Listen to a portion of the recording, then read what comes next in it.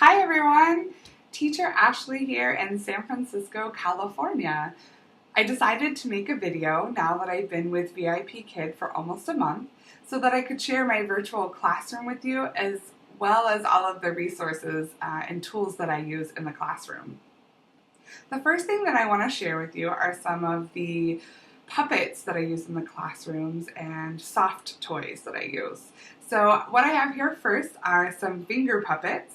I really like the finger puppets. I was able to get 10 of these at IKEA, and these are a really good type of engagement for the students. Sometimes when I have a really shy student or I have a student who's maybe not as engaged, just randomly a puppet will come across the screen and all of a sudden they're thinking, what was that? What's going on? I also really like them with the zoo reward. I use them each time the student gets something correct, and they get to meet one of the new animals in the zoo, and then at the end of the lesson, at the end of the reward system, they get to meet all of the animals together and kind of interact with the animals for a little bit. So that has been a great way to keep students engaged, as well as used in my reward system. I do have a full puppet. This is Mr. Owl, and Mr. Owl often helps me sing songs like, "Hello, how are you? I'm fine, fine, fine." So he's really good at singing and really good at getting the student engaged when maybe they're not as sure about me. They're really sure when it comes to having a puppet on the screen. I don't have any other puppets, but I do have Mr. Monkey, and Mr. Monkey is very handy for a number of reasons. He's really floppy, and students love the floppiness. I can use him as a reward system as well with my bananas that you can see over here. He's really good when I'm teaching head and shoulders, knees and toes. I have tried to use my own knees and toes a few times and have almost fallen out of my chair, which the students love. But for my own safety, I have gotten Mr. Monkey, and so it's a lot easier for me to sing that way. He's also really good, again, at just getting a student to be engaged. Maybe they're unsure about me, maybe they've never experienced a foreign teacher before, but with Mr. Monkey, they will talk to him, they will be engaged with him, they will laugh with him. Sometimes Mr. Monkey and I will argue with each other, or we'll talk to each other, and then the student will talk to Mr. Monkey, and I found that that's really successful. I don't have any other puppets, but I do have some other soft items that I use in my classroom. This is my vegetable garden, so I have lettuce in here and tomatoes, as well as carrots and mushrooms, and a leek, which I thought was an asparagus at first, and what looks to be a pepper. And this is nice when a lot of the classrooms have involved food, salad, tomatoes, and so that's nice to have that extra little interaction to engage the student on what they're seeing on their screen. And I also got this at IKEA. I've gotten everything so far at IKEA, and they have great prices, and they just have a lot of different range of children's toys that I have discovered.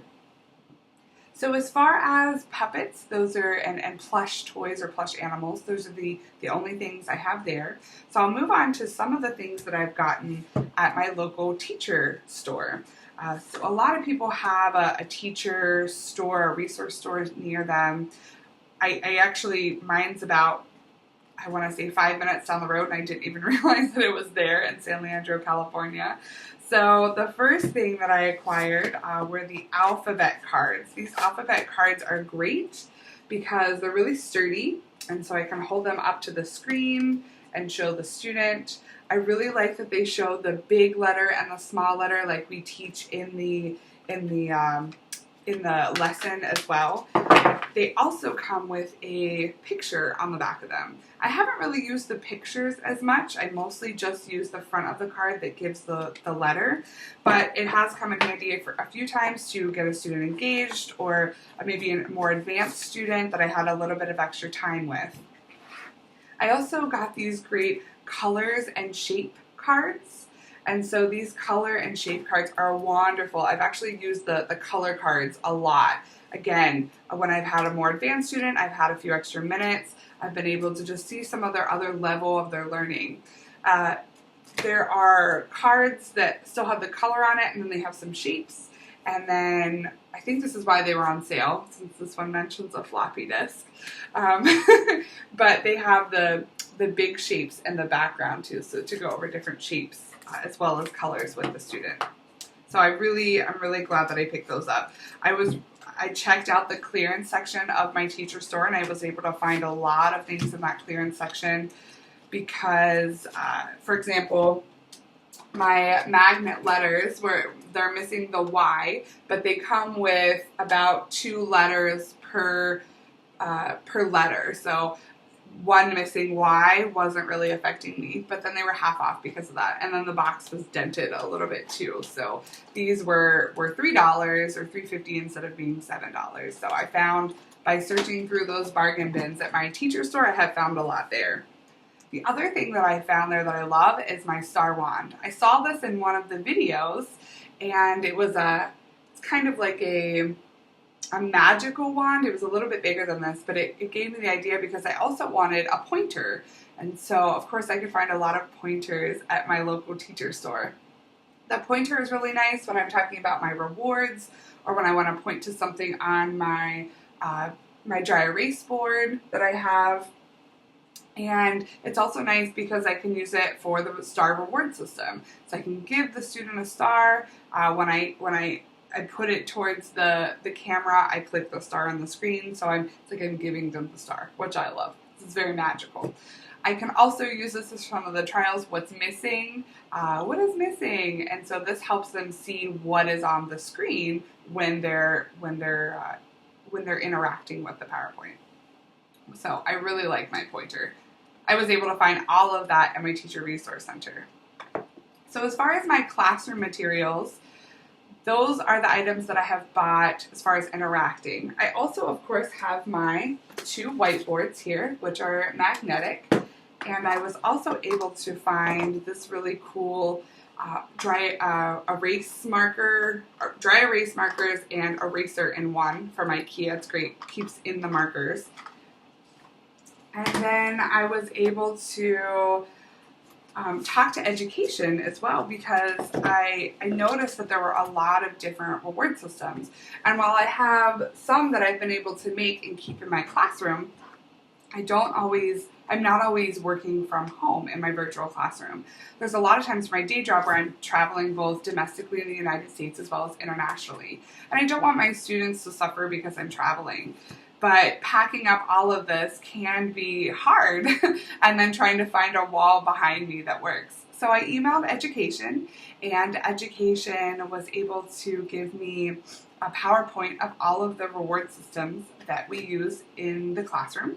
So what I did is I removed the teacher directions from the bottom of the reward system, and I maybe made it slightly bigger, but I basically kept it the same.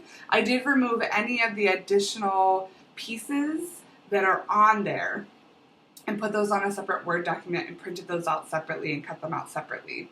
I double-sided and then I laminated, so the benefit is you can draw on this with a dry erase marker, or I cut out all of those little pieces, which I keep housed in here, and I'm able to, it's not working really well. So these are some of the pieces that are in the reward system. So what I can do is I can tape this to my magnetic dry erase board. I can tape just the top, and a lot of those pieces have magnets on the back of them, and so I can just put them there.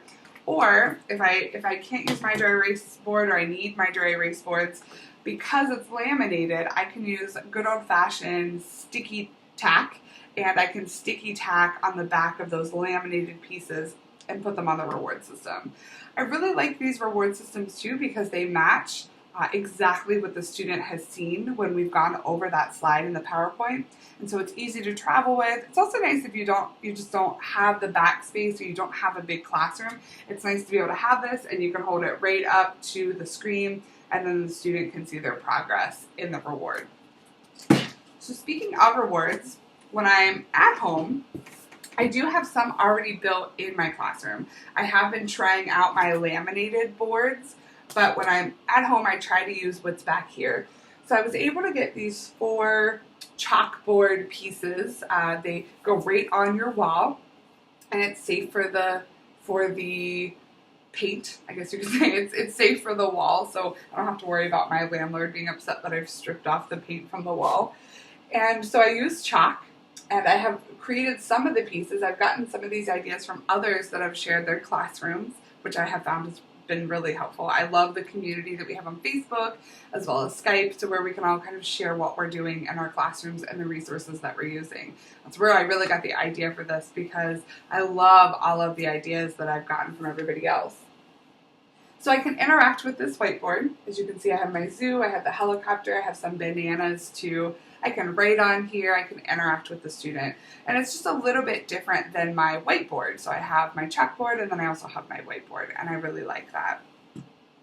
The last thing that I have as far as resources is one of my favorites. It's my egg shaker. This egg shaker was given to me by my high school students in New York when I taught in New York City.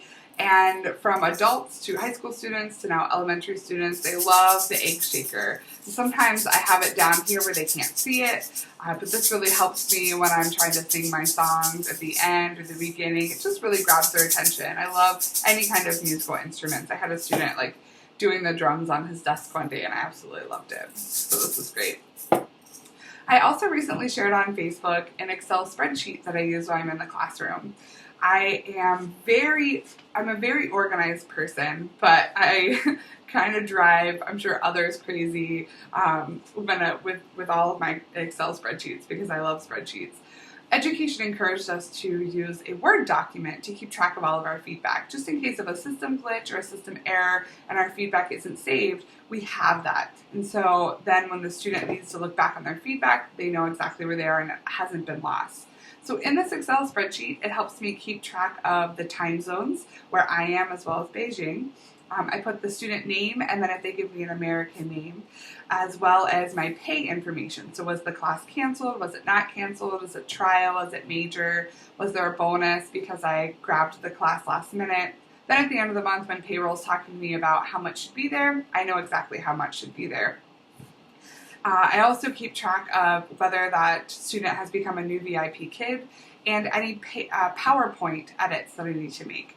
So in these PowerPoint edits, as I'm reviewing the class, I might see that there's something misspelled or something incorrect on the PowerPoint or something's missing. I'll put it in that column because I might not have the time right there to go and put it on the Google Drive that we need this PowerPoint edited, but I can go back later. I discovered that after I'm done in the classroom and I've taught that student, I can't always get that PowerPoint back. So I started keeping track of any of that feedback while I'm reviewing the classes before I teach them.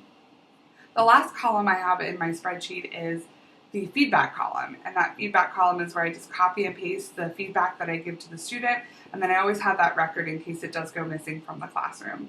If you'd like me to share that spreadsheet with you via email, please just let me know, and I'd be more than happy to share that with you.